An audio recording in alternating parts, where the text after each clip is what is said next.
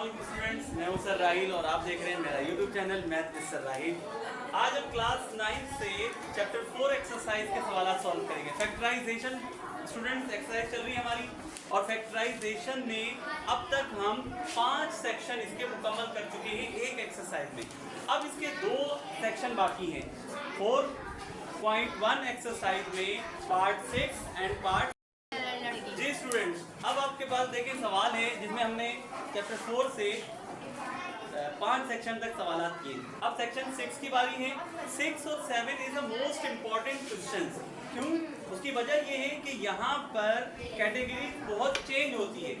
Easy भी है लेकिन थोड़ा सा टफ टाइम देने वाली है। अब आप देखें आपके पास जो सवाल है उसमें सवाल में दिया गया है 2x plus Z square minus 2x minus Z का स्क्वायर। अब ये बहुत सिंपल कैटेगरी है कि हम इसको लेट सपोज लेंगे ए स्क्वायर और इस रकम को लेंगे माइनस बी स्क्वायर। तो A square minus B square equals होता है ए प्लस बी और ए माइनस बी के। अब स्टूडेंट हमने जो कैटेगरी कन्वर्ट की गई है, ए की वैल्यू जो ली हुई है उसको हम पहले लिखेंगे 2x प्लस जेड फिर प्लस बी, और जो बी लेट सपोज किया गया है वो आप इसी तरह से 2x माइनस जेड लेंगे। स्मॉल ब्रैकेट के बाद कर्ली ब्रैकेट।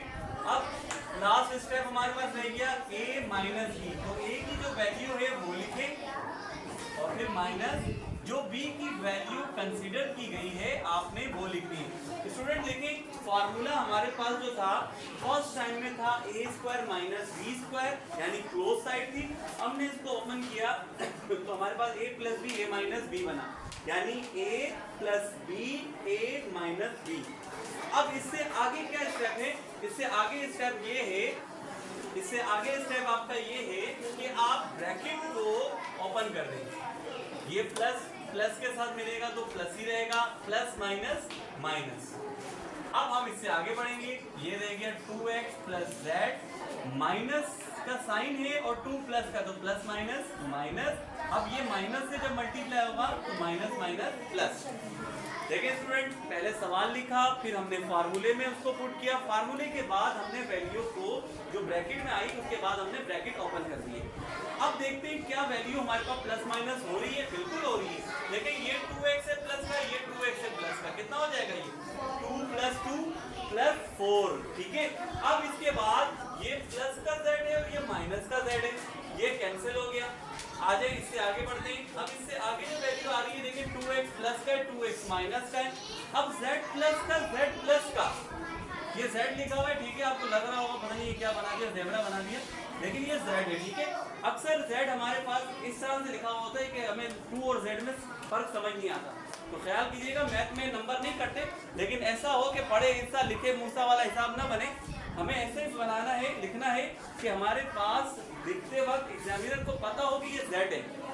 ठीक है, तो अब आपके पास z जमा हो रही है। सबसे बड़ी इंपॉर्टेंट बात जो बताने लगा हूँ वो ये कि हमारी मैथ माशाल्लाह इतनी अच्छी होती है कि हमें ये नहीं पता होता कि जब वेरिएबल्स प्लस होते हैं तो पावर प्लस करते हैं या कोफिशिएंट प्लस करते हैं। अब क्या होता है कि आप जब प्लस करते हैं तो प्लस करने के बाद आपके पास जो वैल्यू आती है उसमें आप वेरिएबल्स अगर एक जैसे हो तो पावर प्लस नहीं होती, कोफिशिएंट प्लस होते हैं, यानी कि 1 + 1 2z। अब ये दोनों ब्रैकेट मल्टीप्लाई हो रहे हैं, इन दोनों को मल्टीप्लाई करते हैं 4 2 8xz। तो हम आसानी से कह सकते हैं कि फैक्टराइजेशन में हमने सवाल को मुकम्मल तौर पर क्लोज कर लिया।